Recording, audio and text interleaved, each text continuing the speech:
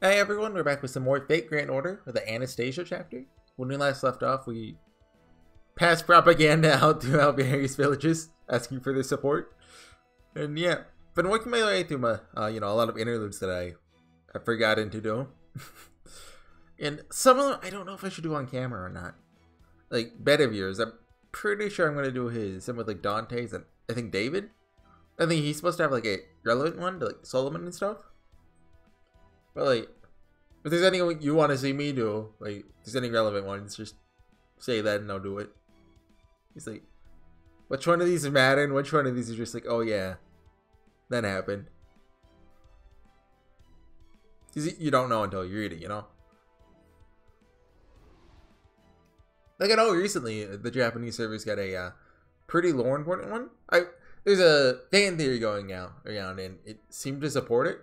I only know about the theory itself. I don't know about the evidence for it. It's that a certain character is evil, basically. I don't want to give details. So yeah, we just passed the manifestos around the villagers, and now we're going back to the anchor point without Patxi. We didn't even give him a golem. That's just rude of us, honestly. Lamenting at night. What's the second half? Crying at dawn? Yeah, okay. Wonder if this one's going to be pretty short then. I just want to make sure. Yeah, okay. Horsey, returning to base. Mashiki, returning to base. Do we have to say that every time? Welcome back, you two. Nice to meet you in person, Avise Brown. It's an honor to meet such a distinguished golem master. No matter how bad things may get, the artist in me will never stop appreciating fine art. You're too kind, Leonardo da Vinci. I'm the one who should be honored to meet you. Truth be told, I'm somewhat embarrassed to be greeted so kindly by such a renowned genius. Now then, take it you called us here to do more than merely deliver a report. Yep, I did. Come on, Mashu. You're overdue for a checkup. Oh, right. I'm sorry, I completely forgot. Figured as much. Emergency or not, you still transformed again, didn't you? Normally, I don't examine you immediately, but of course, circumstances aren't exactly ideal here. How long have we been away from the shadow border? At least a night? Wait, 2 or 3 probably? Maybe? I don't know. Alright, off to the exam room with you. Take care of Horsey for me, will you, Holmes? Certainly. Very well then, Gordolf. Now that we have the information Mystery acquired for us. Did they forget to put the insert name here? Let's say we use it to plan our next move.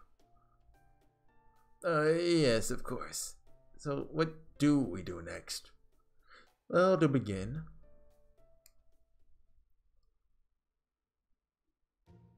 Okay, you're all done, Star. Doesn't look like anything's major messed up. Your servant spirit origin is still too unstable to rely on, but physically you're totally healthy. Better than healthy, even. Hey, Galdea, your human body and servant spirit origin failed to work together, causing your body to attack itself in the form of auto-intoxication. But it looks like that disappeared during your voyage in void space. I really am a genius, aren't I? Even my medical care is flawless. Technical advisor Da Vinci? Could I talk to you about something? Oh, this sounds serious. Let me just grab myself a seat here and take off the CEO glasses. It's the there's an old Nasuverse joke. Wait, Seagull and Tsukihime during like the hint corner, like after you got a bed and would put on glasses. Then Rin did it during like exposition season, Stay Night, didn't she? Or is that just Hollow Out? I remember at one point she puts on glasses. I want to say it was like during the Fate route, which is giving you cool lore. Which is, a callback to Seal. And I can't think of any other times it's been done. Barely once or twice that I can't remember. Right then, what's up? Hopefully something I can help you with. Be honest with me. How many more times can I fight as a servant? I know I've reached my limit as a divine servant. But this is all too big for me to just sit on the sidelines and do nothing. I need to be able to fight besides Master again, even if it's unsafe. Da Vinci?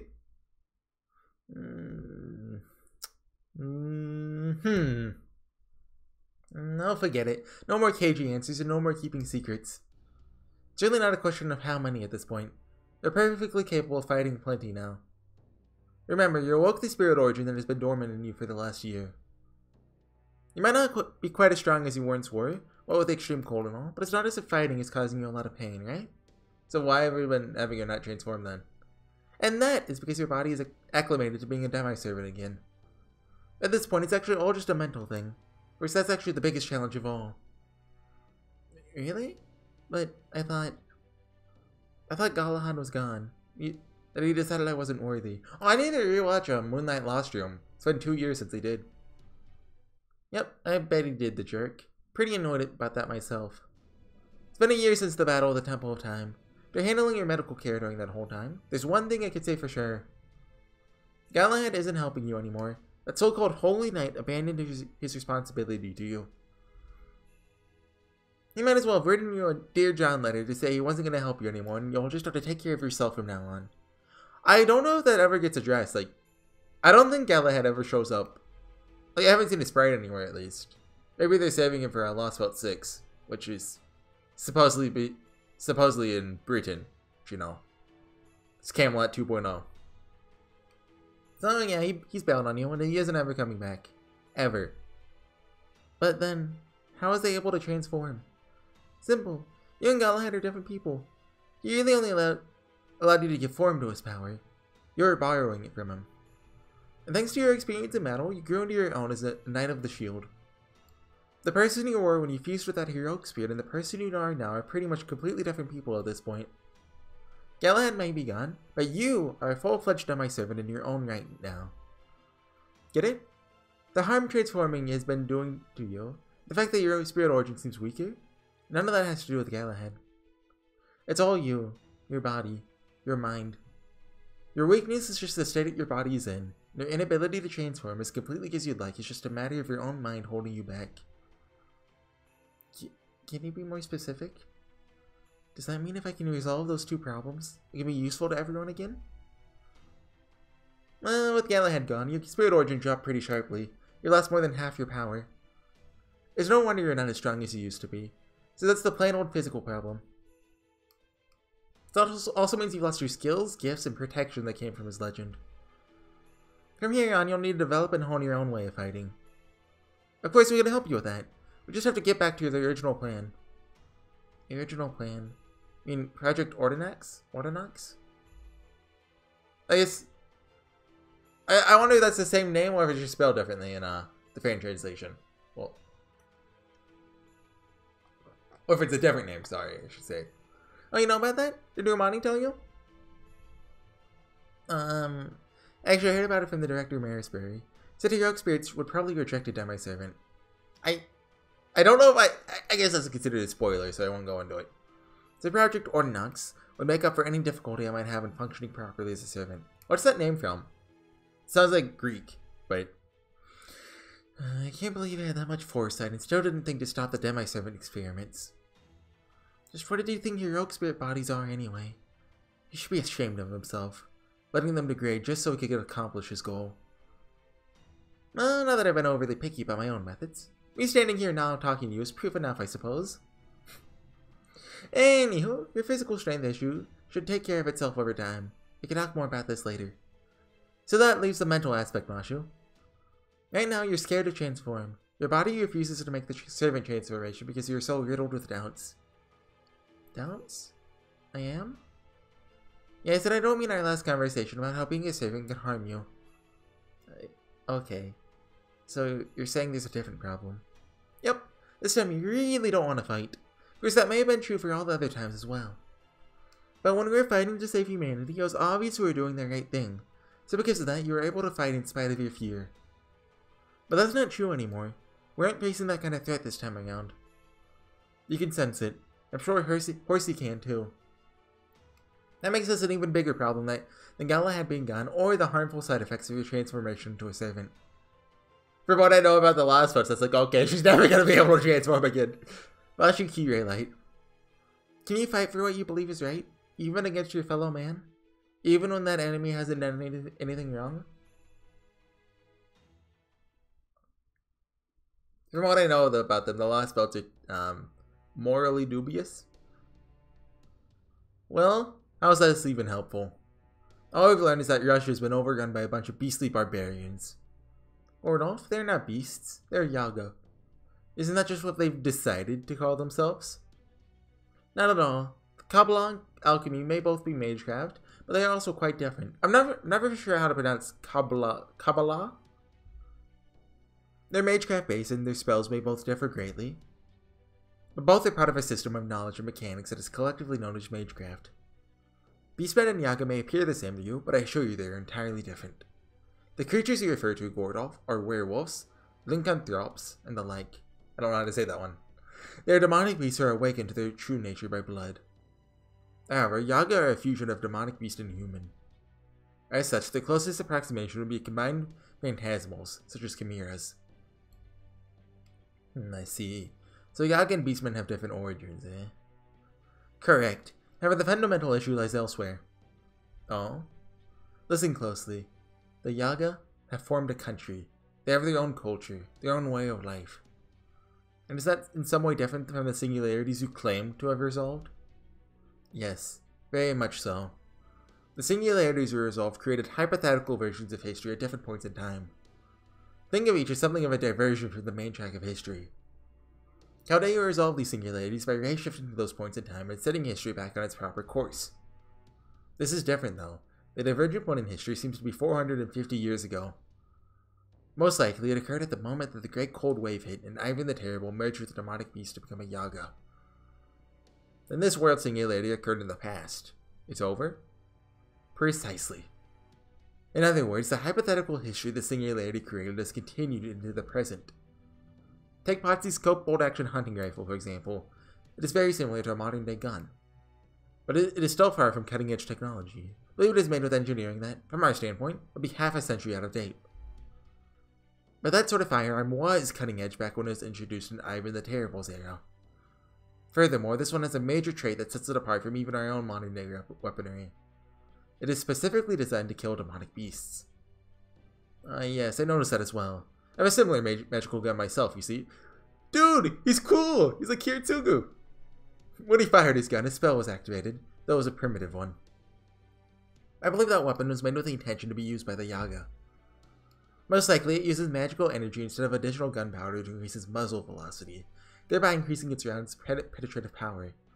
Patxi seemed perfectly comfortable with it, as did the other Yaga. From what we can deduce that this world was entirely separate from our own, it followed an entirely different track of history than ours did. As such, it would be inappropriate to call it a singularity.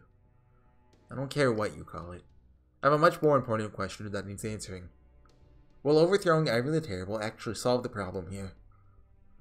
Given the nature of our enemy, I do think defeating him would have some effect on this world.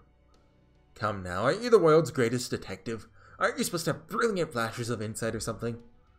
I'm afraid there's very little to work with, even in the way of circumstantial evidence. Besides, the classic not enough information card. Umineko taught me about that one. Besides. Oh, here we go. Now's not the time. I actually said it. That's the great detective for you. That said, we may not know yet the full extent of the situation, but the problem isn't especially complex. After all, we know exactly who our enemy is. A version of Ivan the Terrible who's been ruling Russia for roughly 500 years. This is the single largest point of differentiation between Russia's history and this one. There can be no doubt that he is the key to this world. For the moment, our interest would be best served by continuing to aid the rebel army, as that is sure to lead us to Ivan the Terrible in due time. So what you're saying is that we've got a long road ahead, full of twists and turns. Dang it. There's something else we should discuss too. Indeed, the human mage serving Ivan the Terrible, their human-looking servant. The latter is most likely the woman we saw at Chaldea. Of course, it could be Koinskaya or the priest. Just thinking about them gives me chills. Well, me and my bank account in Koinskaya's case. The most pressing issue is the mage. Krishnaya calls himself a crypter. He also said there were 7 of them, which corresponds to the number of mages from Team A who disappeared from their coffins. It follows then that one of these 7 mages is now serving Ivan the Terrible. Assuming we wish to take Koinskaya at her word, the mage is Kadak Zem Lupus. Of course, we cannot be certain that this is the case at this stage.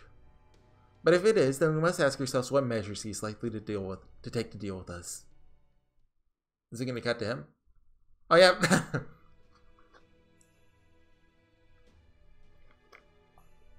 Ordinary people are scorned and the strong people are envied. Those fancy mages from noble families competing on skill? What a joke. As if they've ever won anything with their own two hands. Me, I worked to get where I was. Poured everything I had into it. Sometimes I'd cry like a baby about how meaningless it all felt, but I'd always dry my tears and keep on going. The ones who were born with money and power hated me for it. They called me a worthless dog, said I wasn't even human, that I was nothing more than livestock. But when 7 people were assembled to serve as humanity's first line of defense, it was different. I was chosen to be one of them, and not for political reasons. They chose me on my own merits, nothing more. But then it was all over before it even began. I never had a choice. That's right. We were done. There's nothing we could do about it. You have the most frightful expression on your face, Kadok. Are you alright? Huh? Kadok kind of reminds me of Waver. Which, I mean, I guess that makes sense. They're both mediocre mages. One, Waver's case, awful mage, but I think Kadok's like mediocre level. Well, you know, don't like mages, seems like. Oh, sorry. Nothing to worry about, I promise. Why are you always so quick to apologize? Do you still feel inferior? Dang it. Like, I can't really help being a walking inferiority complex. Still feel that way even though you're able to summon me? Luxury, jewelry, sell-off. I don't know what that's supposed to mean. Yeah, sometimes I have no idea what you're saying. So, being able to summon you is a luxury, like jewelry. I have a problem with that. You're gonna sell me off? Is that right? Yes, that is perfect. Well done. Yes, you're right. I'm a first-class master, which is why you're a first-class servant. But you aren't worried about how much magical energy you have? You know that's a sore spot for me. It's a good thing that casters don't need much magical energy from their masters. It still takes a heck of a lot to make a workshop empower a noble phantasm. Don't worry about that. My darling V will handle it. Yeah, V got name dropped last chapter, I think. In proper human history, V was supposed to be some unimaginably horrific monster. Oh, he is. Nicola Gogol came up with him. He's a monster with very heavy eyelids. But Gogol didn't come up with him out of nowhere. He drew inspiration from the fearsome valor of Irish myth. And there were some other sources of inspiration, like Sulla de Bunio, whose fiery gaze could reduce entire towns to ash, and Boniak, who is said to have killed no fewer than 40,000 people. I don't recognize any of those names. You used the Romanov's little Easter egg, our secret weapon. Maybe he wandered into proper human history from the Lost Belt. V's power always was abnormal, even in his own time. Well, for my part, I was also surprised to find you're a mage, the true sense of the word. I suppose. Now that I've been redefined as a heroic spirit, I've become a mage representing the version of Russia we are in now. I may have been a pathetic failure in proper human history, but in this Lost Belt, become the Grand Duchess of Ice. I mean, didn't she die when she was like 12? I mean, come on, a little harsh. It's all thanks to you, Kadagzam Lupus. Sorry for the twisted way I summoned you. Just that was the only way I could make sure you'd be a powerful heroic spirit. Oh, was what I said unclear? I was thanking you, my own way. I don't mind that I am irregular. Thanks to that, I cannot even remember my family's faces clearly. I may look like a human on the outside, but inside I'm much more Yaga. And because you summoned me to this Lost Belt, where even historical records are muddled, all I can remember is that I'm Anastasia, the Grand Duchess, and a shaman who made a pact with V. Either way, I have no attachment whatsoever to proper human history. I'm happy to be a Lost Belt servant. You don't have to worry about anything.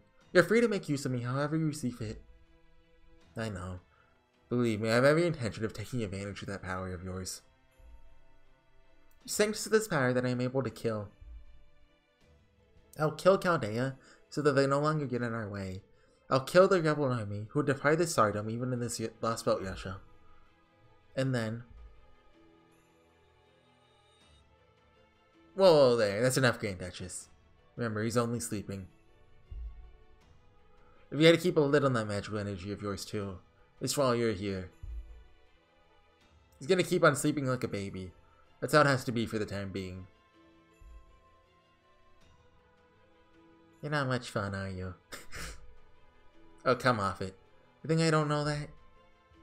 But I can't afford to lose again. Not this time. I'm gonna see this through to the end, no matter what. So the implication is they want to kill Ivan, right? I don't really understand the reasoning behind it. I mean, I guess, you know, he is kind of out of control. They don't got Mozart in there playing, you know, Moonlight Sonata. If I don't, that's it. I'm dead. I see. And I hope you'll do your best to keep fighting, my master. I will. Okay, that's enough narrow-mindedness for one day. I'm going to work on my dress. Wait, hold up. Why do you even need that? I'm assuming she's not sewing a dress. Why, for the ball, of course. There aren't any balls here. But I'll throw one myself. You think anyone in here still knows how to dance? You'd have to trust me on this. They don't. Not in this world. Oh crap, you're not planning to dance with me, are you? Of course not. Don't worry, I'm only joking. I never put on a ball. Stop looking at me as though I were some sort of monster. Oh no, a cute girl wants to dance with me. She's evil. The next time you do that, I'll freeze your feet to the floor and make you sleep in the hallway standing up. There, that's exactly what I'm talking about, Master. You need to handle my charming insistence that I have on my own way much better than you have been. That I have my own way. This is exhausting. Oh, still going, huh? Morning, Horsey. Did you get a good night's sleep? I know a 4-hour nap isn't much, but I bet it's a lot better than sleeping outside. Now, here's some coffee and a plate of hard-boiled eggs. At least, actions that kind of resemble them. We ran out of eggs way back, sadly. Still, doesn't this make it feel like a typical morning inside a cramped submarine? Thanks, Da Vinci. No problem. Anyway, now that you're awake, there's something important we have to discuss. Is this about Mashu? Nice to see you're so quick on the uptake. Thanks for worrying about her, that's kind of you. I put Mashu back in her old role as navigator. She's on board, naturally. Your heroic spirit summoning went great. Avise Brown is proving to be a very dependable servant. Sweet, Mashu's gonna stay here and we won't have to take her with us? It's probably the best one we could have hoped for in this frozen wasteland. Can't fight the cold with combat prowess alone, can you? Even Napoleon ended up losing to Russia's cold. That was proper human history, to boot. But Avise Brown's golems can serve as walls and labor. Heck, they're fixing the border even as we speak. Pardon my French. And of course, they make great soldiers too. So, since Mashu can't fight, there's no reason for her to accompany you, or for you to have to keep her safe. I understand. I'm fine with that. Great. Glad to hear it. Master! Good morning. Good morning. ...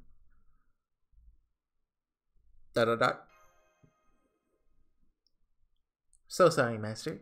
Won't be able to help you on the front line. No, don't worry. It's so perfect. You know, you stay here, Mashu. You'll be comfy. It's for the best, Mashu. No. It's okay. I'll be fine.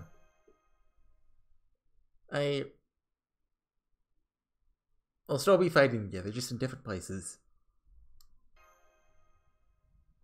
Yeah. I mean, part of me feels bad, but also, like you know, because that was a sad face. But also, like, part of me is like, oh, the story's always better when she's not around. So, good morning, Mr. Horsey. Can we just go into a title for the rest of Anastasia?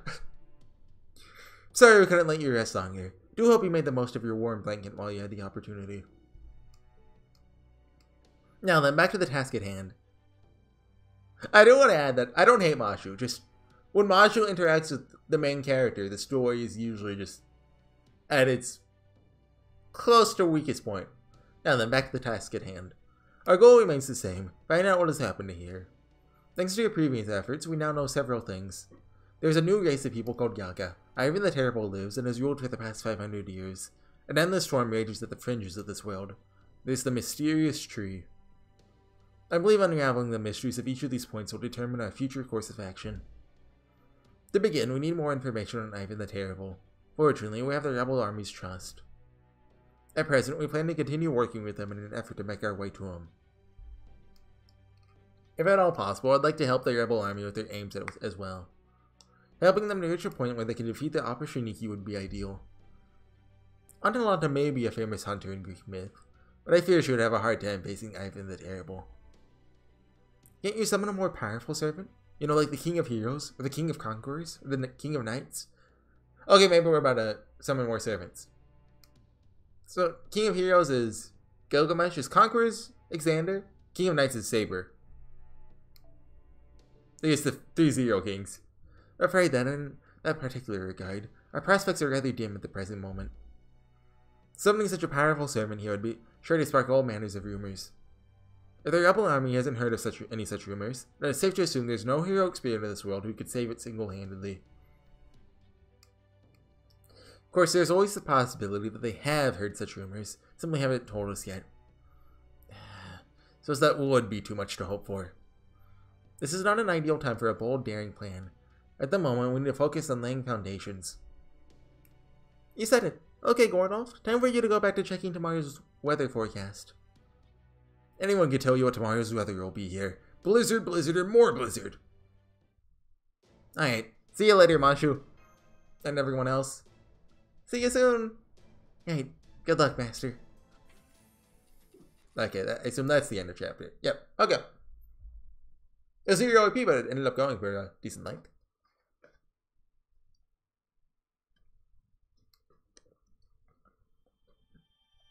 So yeah, I'll see you guys next time. I'm going to record some more in a bit. I'm hoping to get to the point where the last new servant, so the second banner, Ivan the Terrible is in it, big surprise, and a servant who hasn't been introduced yet. I like to be able to say, like, if I got him or not, using his name, and like maybe be able to use him. But I don't want to, like, you know, spoil it unnecessarily. I think he shows up pretty soon, but I don't actually know. Vodka. It's a mystery.